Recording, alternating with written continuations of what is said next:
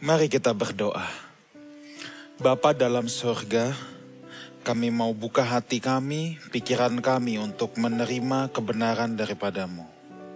Berbicaralah kepada masing-masing kami, pribadi tiap pribadi, pribadi lepas pribadi ya Bapa. Kami datang merendahkan diri di hadapan Bapa. Kami membutuhkan Bapa. Terima kasih. Hanya di dalam nama Tuhan Yesus kami berdoa. Amin. Shalom Lifehouse Family. Kita akan masuk dalam serial The Race, pertandingan. Dalam kesempatan ini saya akan berbicara tentang finish it, bahwa kita harus menyelesaikan pertandingan kita. Mari kita buka Alkitab kita sama-sama dari Ibrani pasal 12 ayat yang pertama. Ibrani pasal yang ke-12 ayat yang pertama. Karena kita mempunyai banyak saksi, bagaikan awan yang mengelilingi kita. Marilah kita menanggalkan semua beban dan dosa yang begitu merintangi kita.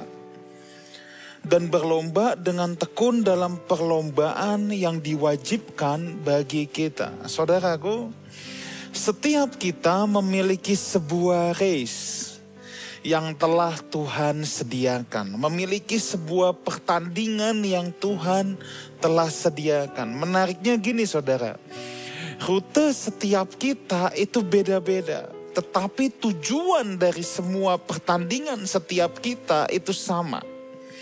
Tujuannya yaitu kita hendak dijadikan serupa dengan gambaran anaknya, yaitu Tuhan Yesus Kristus. Itulah yang dimaksud di ayat yang kedua, nanti kita bahas minggu depan ya, yang membawa kita kepada kesempurnaan iman. Jadi dalam pertandingan ini saudaraku, dalam race ini, rutenya bisa beda-beda. Ada yang ke kiri, ada yang ke kanan, ada yang ke atas, ada yang ke bawah. Tetapi tujuan Tuhan dalam memberikan kita race ini itu sama, yaitu supaya kita dikembalikan ke rancangan semula, di mana Tuhan menginginkan manusia menjadi manusia ideal. Yang seperti apa? Seperti Tuhan Yesus. Yang pasti saudara, kalau kita mendengar kata race, kata pertandingan, ini enggak ecek-ecek. Ini membutuhkan perjuangan yang berat. Makanya dikatakan, kalau tadi kita lihat di ayat yang pertama tadi, berlomba dengan tekun. Kalau race ini ecek-ecek, nggak perlu tekun. Di sini ada kata hupomone. Hupomone yang berarti ketekunan. Perseverance. Endurance, perlu ketahanan. Tapi yang menarik saudara, di kamus ada endurance, ada perseverance, tetapi juga ada ini, cheerful, hopeful. Jadi bukan saja ketekunan, ketahanan, yes ini berat, yes ini butuh perjuangan, tetapi harus dijalani dengan sukacita dan penuh pengharapan. Ada cheerful, ada hopeful. Saudaraku, setiap race ada start, ada finish. Bagaimana bisa memulai sebuah pertandingan kalau tidak ada start? Ada garis start dan pasti ada garis finish, saudara. Dan setiap orang yang bisa menyentuh garis finish, Tuhan akan hadiahi dengan mahkota kebenaran. Tuhan akan hadiahi dengan mahkota kebenaran. Coba kita lihat 2 Timotius 4 ayat 7 dan 8. 2 Timotius 4 ayat 7 dan 8. Ini apa yang dikatakan Paulus? Aku telah mengakhiri pertandingan dengan baik. Dia mencapai garis finish, saudara. Aku telah mencapai garis akhir. Aku mencapai garis finish. Dan aku telah memelihara iman. Jadi hanya orang yang memelihara iman yang bisa menyentuh sampai ke garis finish. Lihat ayat yang ke-8. Sekarang telah tersedia bagiku mahkota kebenaran yang akan dikaruniakan kepadaku oleh Tuhan. hakim yang adil pada harinya. Tetapi bukan hanya kepadaku, jadi bukan hanya untuk Paulus mahkota kebenaran ini, melainkan juga kepada semua orang yang merindukan kedatangannya. Dari sini kita bisa belajar bahwa yang akan beroleh mahkota kebenaran hanya orang-orang yang bisa menyentuh garis finish. That's why kita harus menyelesaikan race hidup kita. Kita harus menyelesaikan pertandingan hidup kita. Sebab yang akan mendapat mahkota adalah orang-orang yang menjadi pemain, orang-orang yang berlomba dan menyentuh garis finish. Dan di sini Paulus katakan juga tadi, yaitu orang-orang yang merindukan kedatangannya. Ada banyak orang merindukan kedatangannya, mengaku merindukan kedatangannya, tapi dia tidak bertanding dengan baik. Dia tidak menjadi atlet yang baik, yang berjuang sekuat tenaga untuk menyelesaikan pertandingan.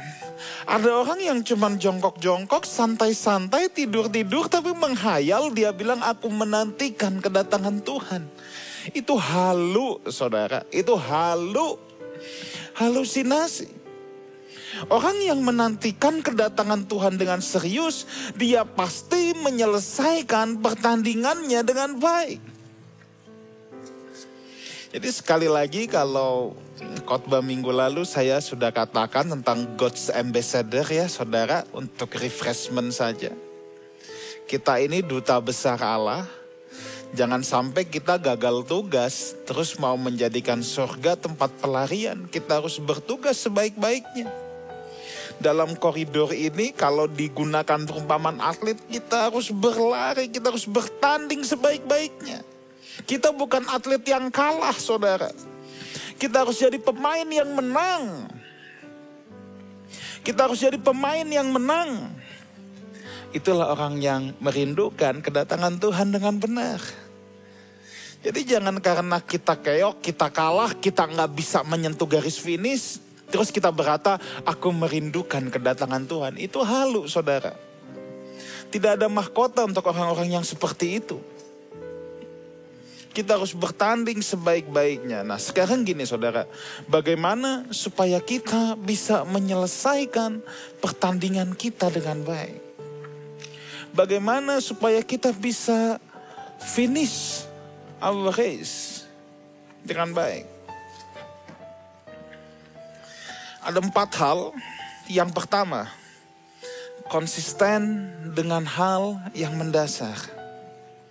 Konsisten dengan hal yang mendasar. Hal terpenting dari sebuah pertandingan saudara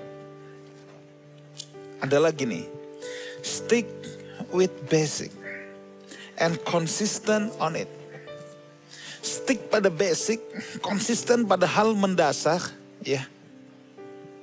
Atau melekat pada hal mendasar dan konsisten dengannya. Contoh, kalau pertandingan lari, apa itu consistent with the basic?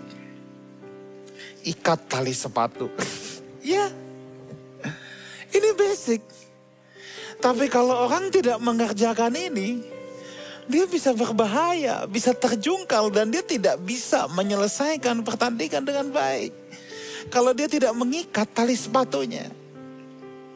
Ini basic, mungkin remeh-temeh saudara. Tapi kita suka lupa kepada hal yang kelihatannya remeh-temeh. Hal-hal yang basic, hal-hal kecil ini, kalau tidak dilakukan dengan konsisten, itu bisa justru menyebabkan kecelakaan hebat. Ya, mungkin remeh-temeh. Saudara bilang, menyelesaikan pertandingan ikat tali sepatu? Iya. Itu hal basic, yet it is very important. Itu sangat basic, tapi itu sangat penting.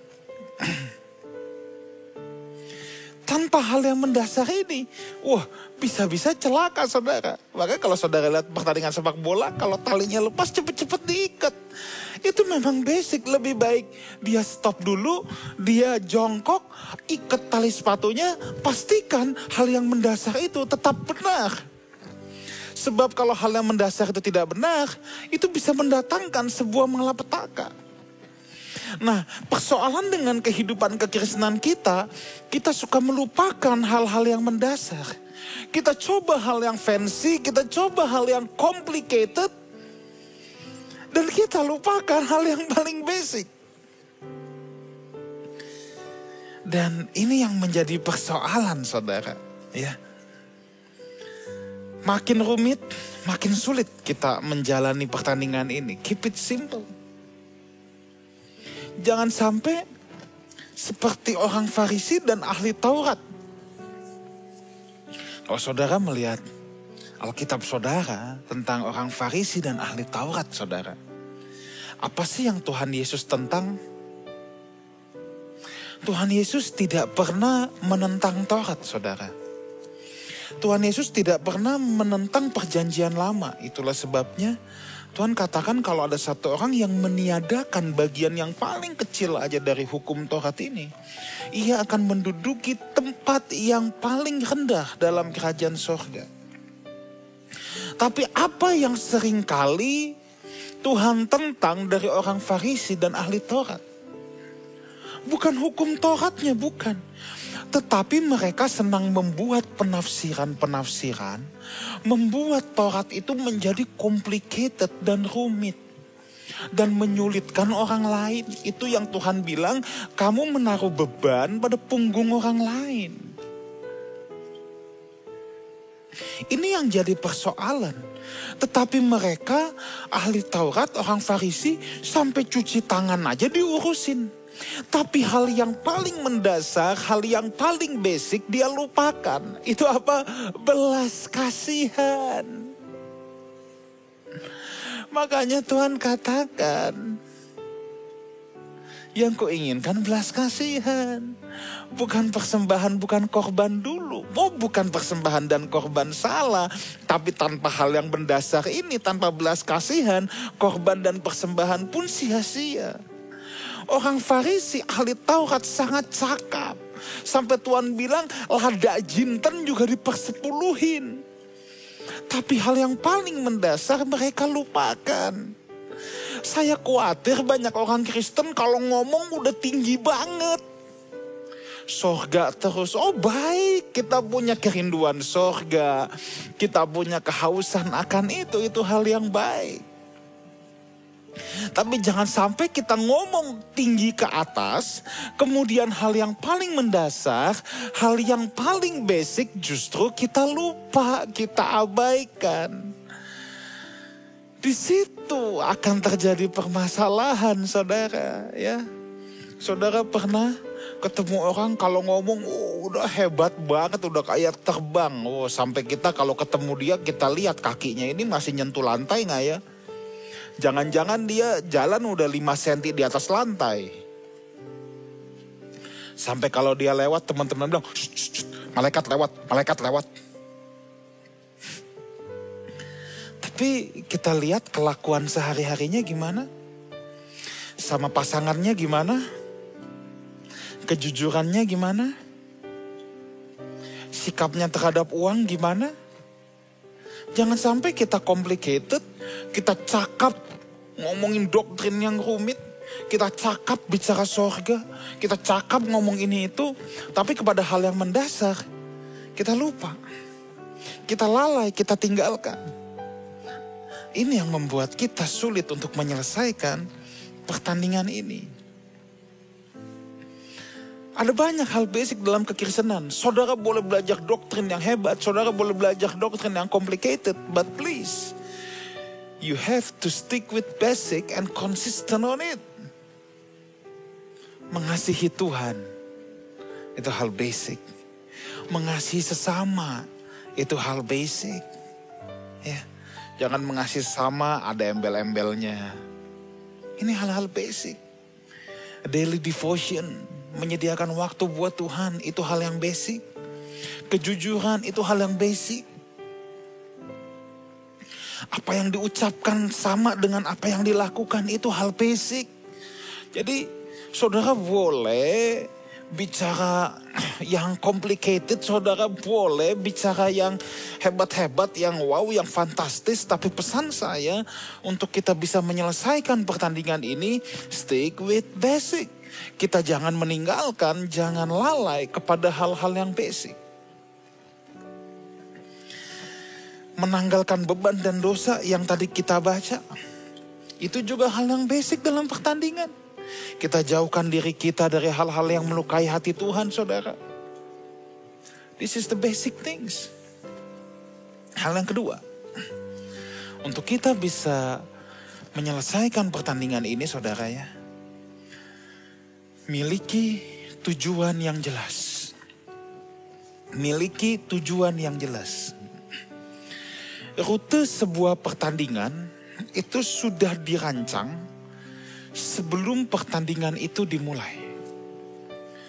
Rute sebuah pertandingan sudah dirancang sebelum pertandingan itu sendiri dimulai.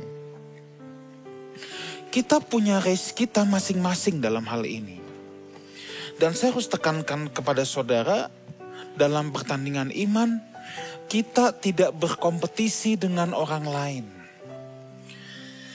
Kita berkompetisi dengan diri kita sendiri. Saudara tidak kompetisi dengan orang lain. Saudara berkompetisi dengan diri saudara sendiri. Bagaimana saya harus bisa menyelesaikan pertandingan ini? Karena saudara tidak berkompetisi dengan orang lain, so don't compare yourself with others. Jangan membandingkan diri saudara dengan orang lain. Dan jangan mengekspek orang lain menjadi sama seperti kita. Itu yang Paulus bilang ada di kitab Roma, itu ada yang namanya ini ukuran iman. Ukuran iman si A, si B, si C itu beda. Setiap kita punya kapasitas yang berbeda. Tetapi kita punya tanggung jawab dalam menyelesaikan pertandingan ini. Kita punya tanggung jawab untuk menjadi yang terbaik yang bisa kita jadi. That's our responsibility. Our responsibility bukan urusin orang lain. Our responsibility bukan membandingkan diri kita dengan orang lain. Our responsibility bukan suruh orang lain menjadi sama dengan diri kita. Kita punya ukuran iman kita masing-masing. Lebih baik kita bergumul. How is your personal progress? Bagaimana dengan progres pribadi kita? Kalau diri kita sendiri mundur, jangan-jangan kita salah arah, saudara, dalam pertandingan ini. Jangan-jangan kita berjalan dalam wrong direction. Ingat, tujuan pertandingan ini yang tadi saya sudah katakan hanya satu, menjadi seperti Kristus. Saudara jangan punya tujuan yang lain, nanti finishnya lain. Kalau orang Kristen berpikir aku jadi Kristen supaya diberkati, aku jadi Kristen supaya ini, supaya itu, supaya disembuhkan, supaya ini, supaya itu. Jangan-jangan kita punya tujuan yang lain. Kalau kita punya tujuan yang lain, sudah dapat dipastikan kita sedang berlari kepada arah yang salah. Dan kita tidak bisa menyentuh garis finish itu. Karena it's wrong direction. Seperti yang minggu lalu saya katakan, Christianity is not bless me club. Christianity is not bless me club. Ini bukan bless me club. Kekristenan itu hendak mengubah karakter saudara untuk menjadi seperti Yesus Kristus. Itulah tujuan pertandingan ini. Rutenya sudah diset dan jangan salah arah. 1 Korintus 9 ayat yang ke-26, saudara. 1 Korintus 9 ayat yang ke-26.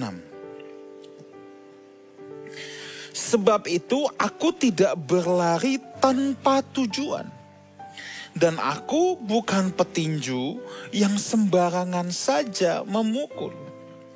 Paulus berkata, kalau tadi berkata sama Timotius bahwa dia menyentuh garis akhir, sekarang di Korintus dia katakan, aku memang atlet, aku berlari, tapi aku tahu direction. Aku tahu tujuanku yang jelas. Persoalannya adalah banyak orang tidak tahu tujuannya. Banyak orang tidak tahu tujuannya. Mereka jadi Kristen dengan tujuan yang lain. Makanya bisa punya banyak motif, bisa punya banyak agenda di balik kekristenannya. Dan pada kesempatan ini saya mau mengajak Bapak Ibu Saudara sekalian untuk kita kembali ke tujuan kita yang semula. Ada catatan penting lagi tentang tujuan ini. Tuhan tidak beritahu segala sesuatu tentang race saudara. Ya. Tuhan tidak memberitahu segala sesuatu tentang race kita. Kenapa? Supaya kita tetap bergantung dan in touch dengan Dia. Tapi yang Tuhan pasti berikan adalah direction-nya. Melangkahlah sejauh yang saudara bisa lihat. Yang Tuhan berikan direction, tuntunannya supaya saudara tetap bergantung kepada Dia. Seperti Musa di padang gurun dituntun tiang awan tiang api. Nikmati pertandingannya, nikmati race-nya, nikmati perjalanannya saudara. Nikmati saja. Tuhan akan menuntun. Abraham ketika dipanggil keluar juga sama. Tuhan tidak kasih tahu dengan jelas kemana ujung destinasinya. Yang kalau kita lihat di Ibrani 11, tidak taunya destinasinya adalah sebuah kota yang dibangun, yang direncanakan oleh Allah sendiri. Itulah Yerusalem baru. Tapi ketika Abraham keluar, Tuhan tidak beritahu Abraham, ikuti saja. Makanya ada istilah kalau pelari maraton, ada istilah kan gini, follow the blue lines. Udah jangan pusing, ikuti aja blue lines-nya. Saudara tidak akan nyasar. Ikuti saja. You don't need GPS untuk ini. Saudara nggak perlu GPS selama saudara mengikuti tuntunan Tuhan. Saudara mengikuti terang kebenaran firman Tuhan. Saudara akan dituntun dan saudara pasti nyampe ke garis finish. Kecuali saudara punya tujuan yang lain. Kalau saudara punya tujuan yang lain, saudara akan keluar dari blue lines itu. Saudara akan keluar dari line yang ditetapkan. So, miliki tujuan yang jelas. Tujuan kekristenan kita adalah untuk diubah kerancangan semula menjadi seperti Tuhan Yesus. Yang ketiga, untuk bisa finish the race, ikuti aturan yang ada.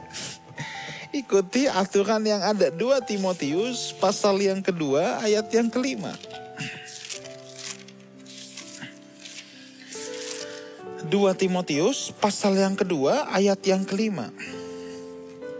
Seorang olahragawan hanya dapat memperoleh mahkota sebagai juara apabila ia bertanding menurut, lihat ini, peraturan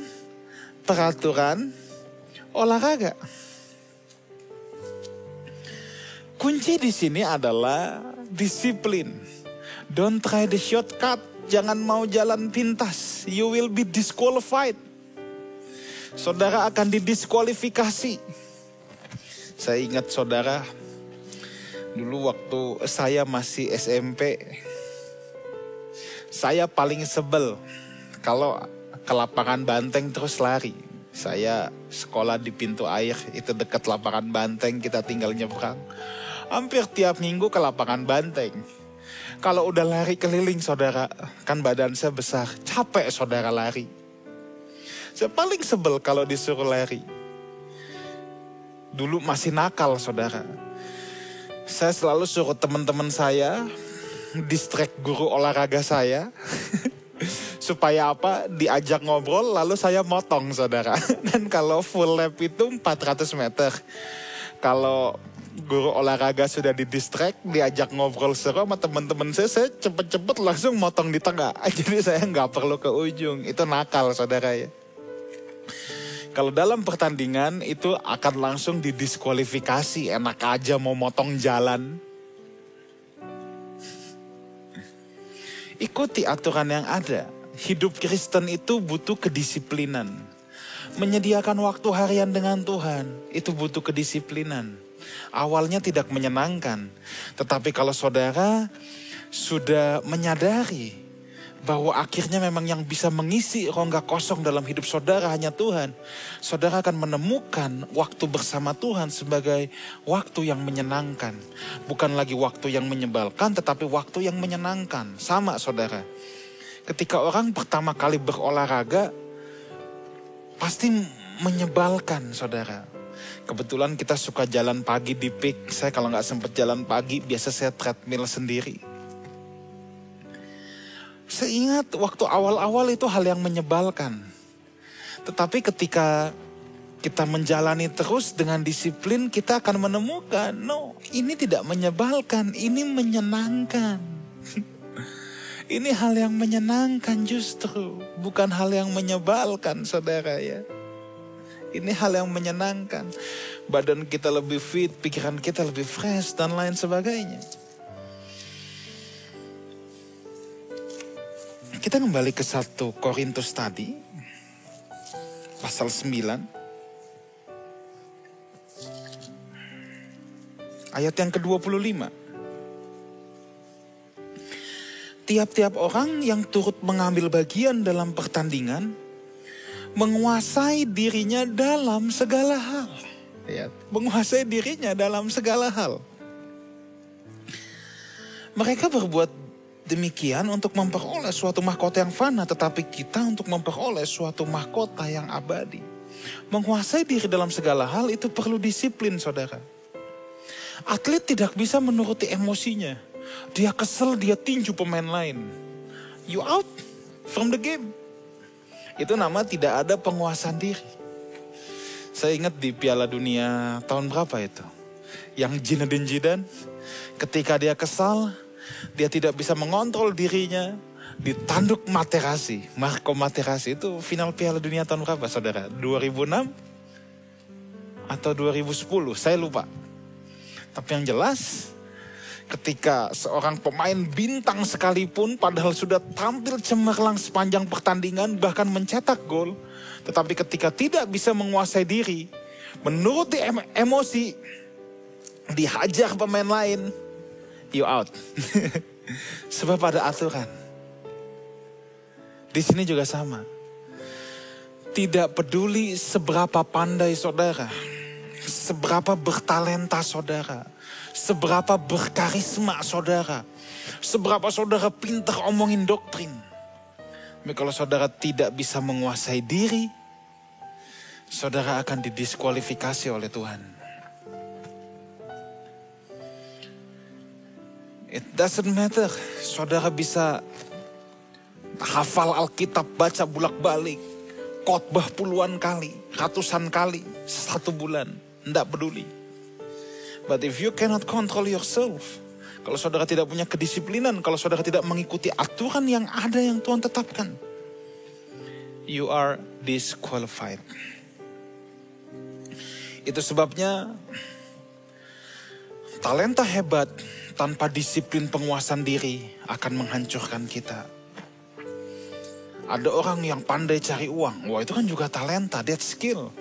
Tapi tanpa penguasaan diri, dia gunakan itu untuk memuaskan nafsunya, itu akan membinasakan dia. Ada banyak orang dengan berbagai macam skill hebat, tetapi tanpa pengendalian diri, itu bisa menghancurkan hidupnya. So, disiplin, pengendalian diri adalah hal yang sangat penting. Kalau saudara mau finish the race, ikuti aturan yang ada.